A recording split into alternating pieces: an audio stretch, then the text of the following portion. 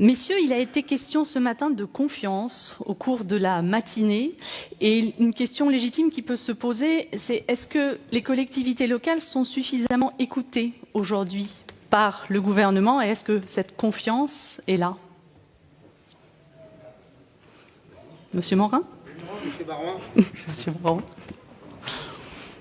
Bien, je vais évidemment répondre rapidement à cette question. Je voudrais auparavant, si vous me le permettez, saluer l'initiative des régions de France, saluer les propos du président Muselier, souligner l'importance de la décision qui est prise de diffuser à grande échelle auprès de tous les lycées de France l'expression, l'une des expressions de la liberté de dire ce que l'on veut, de dire je suis d'accord ou je ne suis pas d'accord dans une république comme la nôtre.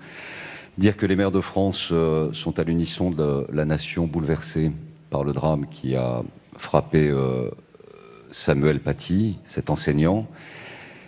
Dire que tous les hôtels de ville sont actuellement dans leur drapeau en berne, que beaucoup de mairies publient la photo en rappelant que nous sommes tous enseignants et que ce que nous attendons, en disant aussi à l'État que nous sommes à sa disposition, c'est un ordre républicain qui s'établit sur la totalité du territoire et que les annonces qui seront probablement prononcées par le président de la République mercredi prochain sauront trouver un écho extrêmement puissant et déterminé dans toutes les villes de France.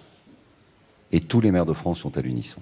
Et je voulais le dire en rappelant à quel point notre unité sur toute une série de sujets, celui-ci en particulier, est aussi l'une des expressions de la liberté française et d'une certaine idée de ce que veut dire vivre en République. Maintenant, sans transition, si vous me le permettez, je réponds à votre question. Est-ce que nous sommes écoutés ou bien écoutés par l'État sur les sujets qui sont les nôtres? La réponse est non. Elle est non, car si c'était le cas, Territoires Unis n'existerait pas. Pour la première fois à Marseille, il y a quelque temps déjà, les départements, les régions et les communes de France ont décidé de s'unir face à l'État pour dire que nous ne pouvons pas continuer dans un fonctionnement comme celui-ci. Pour 2-3 raisons. Il y a une première raison qui est de nature culturelle. L'État a une culture centralisatrice et n'a jamais accepté véritablement la décentralisation depuis 1982, malgré les efforts d'un certain nombre de gouvernements successifs. On a vu le président Mitterrand, Gaston Defferre, on a vu le président Chirac, Jean-Pierre Raffarin. Nous avons vu ensuite des intentions décentralisatrices exprimées par François Hollande ou Emmanuel Macron. Les 6 dernières années sont, au regard de l'histoire, la pire période recentralisatrice. 2 exemples, la taxe d'habitation. On coupe le lien entre l'habitant et le territoire et on transforme le contribuable local en contribuable national. C'est donc une recentralisation par l'impôt à travers une nationalisation de l'impôt local. On nous annonce des impôts de production qui vont suivre le même parcours. C'est une recentralisation par la voie fiscale avec une nationalisation des impôts locaux. Deuxième élément, et qui aujourd'hui est un élément qui fait que notre dialogue n'a pas abouti, prenez l'APL et le mouvement qu'il y a actuellement dans les offices publics de l'habitat. L'APL était une mesure budgétaire et comptable qui a eu un impact sur l'autofinancement des offices publics de l'habitat et la conséquence que nous avions dit il y a 3 ans, un effondrement de la production de logements. Nous avons eu les chiffres la semaine dernière, on est passé en dessous des 400 000. C'est une réalité qui entraîne aussi la promotion privée. Je pourrais prendre tous les autres sujets sur les dotations et le cadre général. Il n'est que temps, à la lumière de ces 2 dernières années que nous avons traversées, où 2 crises majeures ont mis en lumière ce que nous portons depuis de nombreuses années. Une réalité territoriale où l'État n'a plus les moyens, plus l'efficacité. J'ajoute que la dette, et je salue la présence de Christine Lagarde, présidente de la Banque Centrale Européenne, qui fait un geste fort et qui, d'une certaine manière, par son institution, a sauvé la capacité des États aujourd'hui à affronter la crise, mais au prix de 20% de dette supplémentaire. On est à 450 milliards en l'espace de 6 mois. 800 milliards vont être positionnés sur les marchés, normalement, au début de l'année prochaine, pour aider les États à absorber cet impact de crise. Sur ces 2 sujets, un État obèse par sa dette, inefficace, et nous l'avons vu, en tout cas largement défaillant à travers la gestion de la crise, et en réalité portant aujourd'hui en bandoulière une ambition de vouloir être présent universellement sur tous les sujets, nécessite d'être au pied du mur de sa responsabilité. Et quel est ce mur de la responsabilité? Un immense acte de décentralisation, une révolution culturelle qui amène les régions, et nous avons un accord là-dessus, à porter l'ensemble de la dimension de l'aménagement du territoire, du développement économique, de la formation professionnelle, de l'apprentissage, de l'emploi, et j'irai jusqu'à dire une partie de la santé. Un peu comme les Länder en Allemagne. Le médico-social, un consensus est aujourd'hui établi entre nous pour que les départements le portent dans la totalité. Il faut regarder ce qui s'est passé dans nos EHPAD. Et enfin, tout ce qui est proximité, du logement au tourisme, en passant par le sport jusqu'à la culture, et naturellement d'autres sujets pourraient faire l'objet d'une grande loi, comme l'a dit le président Macron, de transfert de compétences, de transfert de moyens, de transfert d'effectifs, et ainsi donnera raison à qui fait quoi, de quelle manière et sous quelle forme, et surtout donnera raison à ce que nous portons avec Hervé Morin, Renaud Muselier, tous les présidents de région que je salue, et Dominique Bussereau et les présidents de département, qui paye décide et qui décide paye. C'est ça l'esprit de responsabilité de Territoires Unis, c'est ça l'esprit qui doit présider à la définition par la représentation nationale d'un nouveau cadre décentralisateur. Monsieur Bussereau. Merci à Renaud et à Valérie de nous accueillir.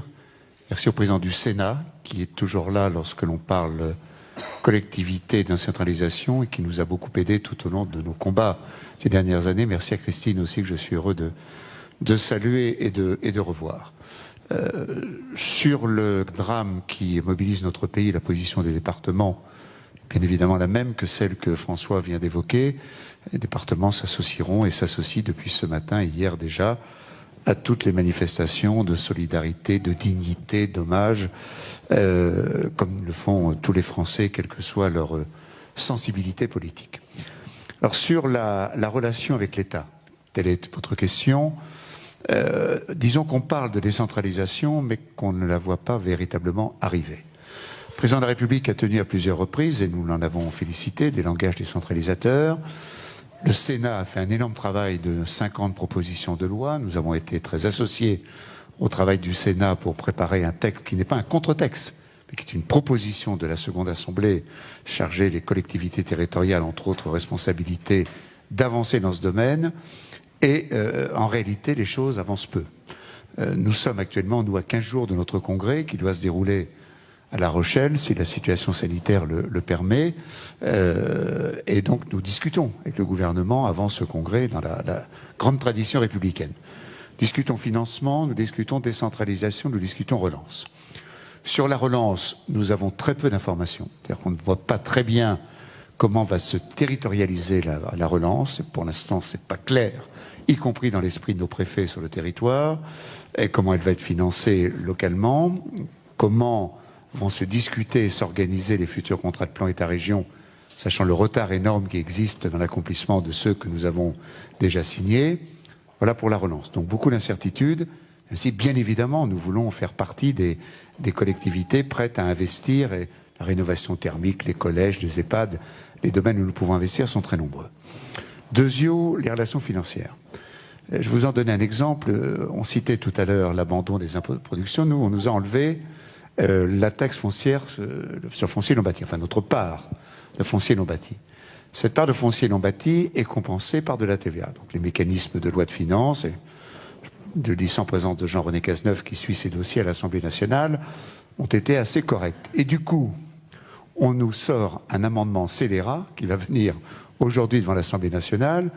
On nous dit, comme il va y avoir plus de TVA en 2021 du fait d'une reprise attendue, espérée, on vote d'ores et déjà en loi de finances un amendement pour nous enlever 1 milliard d'euros sur ce qui nous avait été promis pour compenser le foncier non bâti. Ce qui est l'exemple du tour de passe-passe cher à la direction du budget que Christine Lagarde et moi connaissons bien, mais il n'empêche que nous enlever 1 milliard d'euros à peine quelques mois après avoir voté cette mesure, au moment où cette année, avec l'augmentation de la pauvreté, nous allons avoir 1 milliard d'euros de RSA au minimum supplémentaire. Le RSA actuellement progresse selon les départements depuis le printemps avec la montée de la pauvreté, les licenciements, les fermetures de commerces ou d'artisans de 7 à 25% par mois. Donc c'est absolument gigantesque. Donc voilà l'exemple d'une mesure qui ne va pas. Et l'amendement, il est sur les bancs de l'Assemblée dans la discussion de la première partie de la loi de finances. Et ça remet en cause la sincérité des propos amicaux et sympathiques du Premier ministre et de son gouvernement à l'égard des collectivités. Puis enfin, sur la décentralisation, nous aussi, nous attendons pouvoir venir. On s'est mis d'accord tous les trois, avec Renaud Muselier, auparavant avec Hervé, avec François, pour que ce que nous proposons ne soit pas les uns contre les autres. C'est-à-dire que les départements ne veuillent pas prendre quelque chose aux régions ou vice-versa, et nous aux intercommunalités. Et nous ne voyons pas avancer dans le calendrier parlementaire ces lois de décentralisation qui sont attendues. Et je termine sur ce point, la crise a montré que c'est de près qu'on gérait les choses et que quand c'était géré par un préfet à l'échelle départementale, plus que par l'ARS à l'échelle régionale, à l'exception peut-être de la région parisienne, les choses étaient bien gérées et donc le gouvernement devrait s'inspirer de ce qui s'est passé pendant la crise du Covid, la première, celle du printemps, pour accélérer le calendrier de la décentralisation. Monsieur Morin.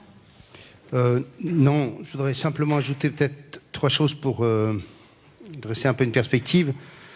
On a franchement, et le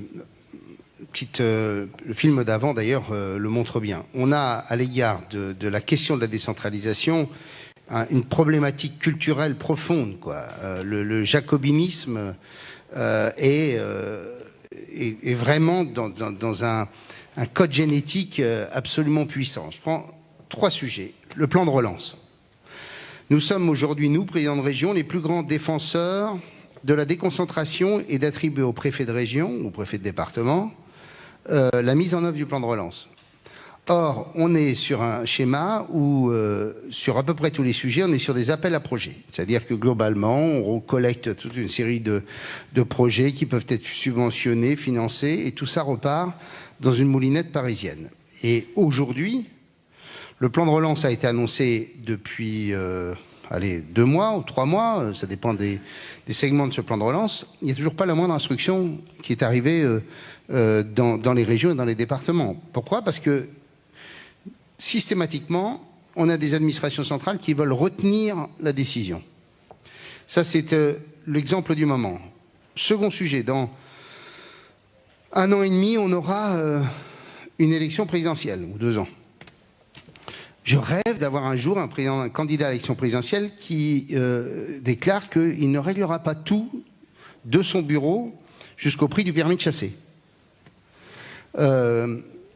Et qu'il pourra dire, voilà, il y a un certain nombre de sujets qui sont traités par des pouvoirs qui existent et qui seront en capacité de pouvoir trouver des solutions qui sont adaptées au territoire.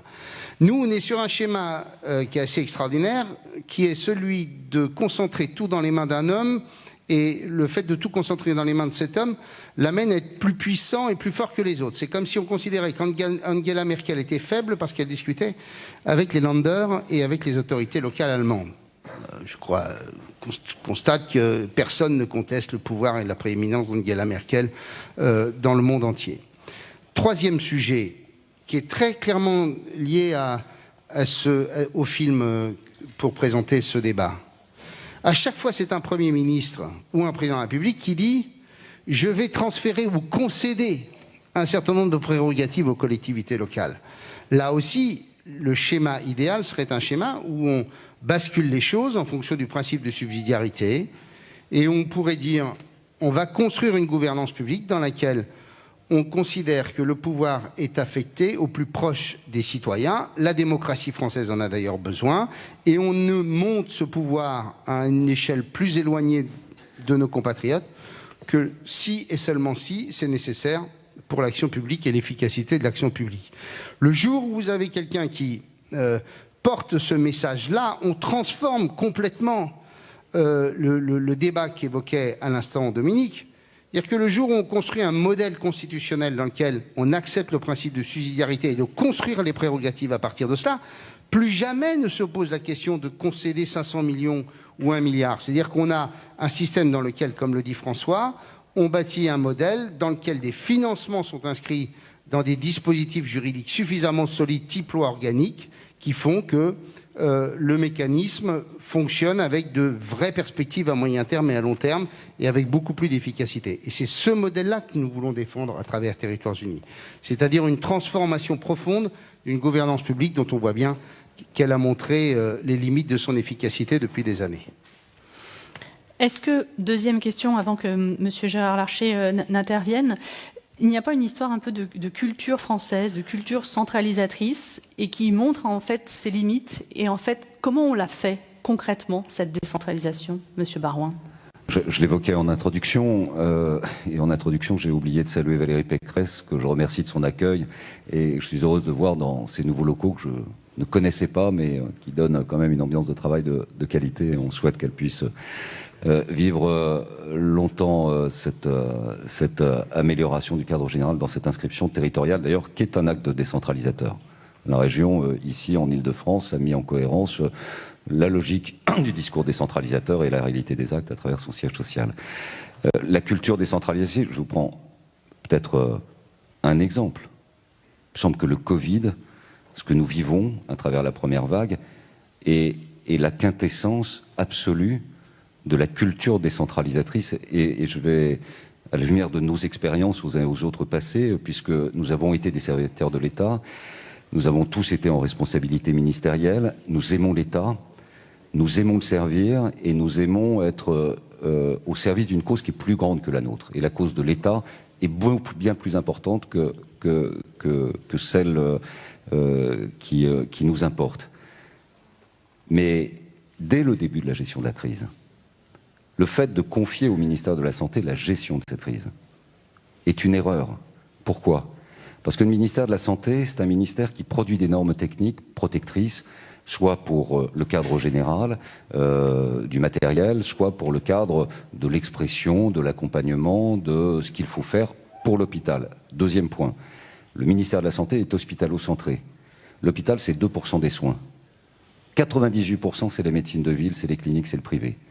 Problème culturel, le public et le privé ne se parlent pas. Deuxième élément de recentralisation. Troisième élément, la décentralisation des ARS, en fait, a démultiplié des ministères de la Santé, mais à l'échelle des régions. Mais avec la même logique, et vous rajoutez une logique comptable et budgétaire, puisque si ce sont des producteurs de normes en rang 1, ce sont des régulateurs budgétaires en rang 2. La meilleure preuve, c'est qu'au cœur de la crise, je croise le regard de Jean Rotner, dans notre région, le Grand Est, notre ARS, qui a été ensuite remercié pour les services rendus, dans les circonstances que nous savons, avait annoncé qu'il fallait poursuivre le plan de réduction des moyens affectés pour le service des urgences à l'hôpital de Nancy. Donc on voit bien que ce n'est pas un problème humain ou individuel, c'est un problème de culture.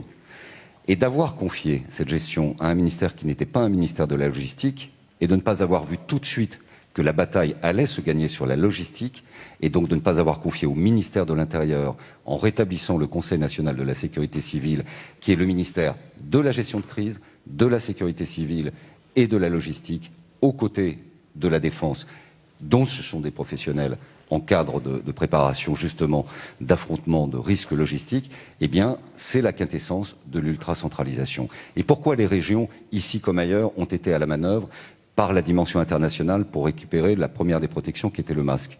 Tout simplement parce qu'elles ont constaté, mais au bout de 3 jours, qu'il y avait un effondrement du cadre général de l'État protecteur dans ce domaine.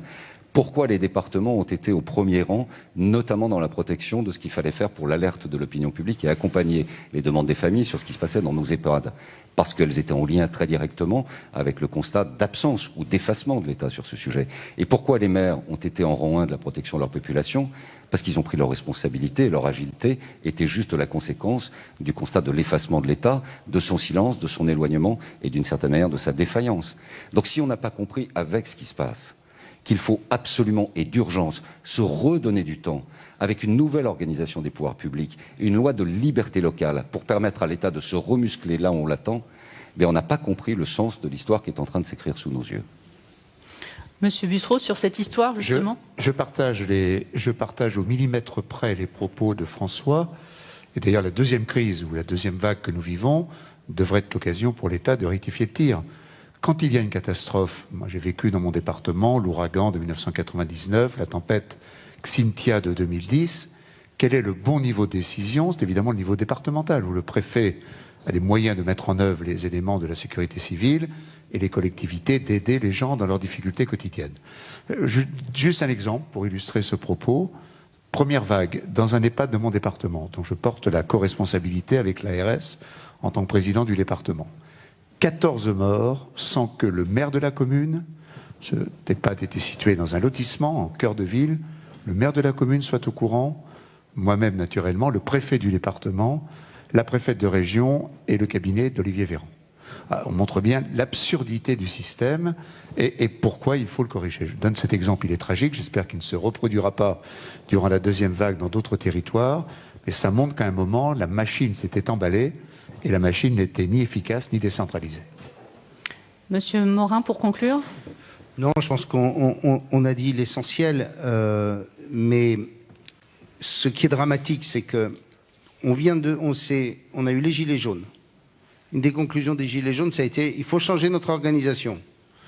On a la première crise du Covid et on voit les insuffisances et les carences, mais on continue toujours à déployer le même mécanisme et on tient toujours le même discours. C'est ça qui est dramatique, c'est qu'à aucun moment on ne se pose en disant bon ok, ce système-là n'a pas marché et on va le réécrire. À chaque fois, on reproduit la même méthode, la même volonté de faire et au bout du compte de ne pas faire ce qu'on a dit qu'on allait faire, c'est-à-dire transférer les pouvoirs. Et ça, malheureusement, de majorité en majorité et d'institution en institution. Et donc, il y a un jour où il faudra clairement poser les choses en les écrivant dans la Constitution et en faisant en sorte que on aboutisse à un modèle dans lequel, en effet, le pouvoir puisse trouver l'efficacité que nos compatriotes demandent à un double titre, de l'efficacité opérationnelle, mais aussi de l'efficacité démocratique. Parce qu'on voit très bien que à la démocratie représentative, nos compatriotes demandent aujourd'hui à participer à la décision politique. Et c'est ça la grande vertu de la décentralisation, c'est que la participation démocratique à la décision, elle passe par des pouvoirs qui sont en proximité, et donc ça passe par la décentralisation. Merci, messieurs. Merci à vous.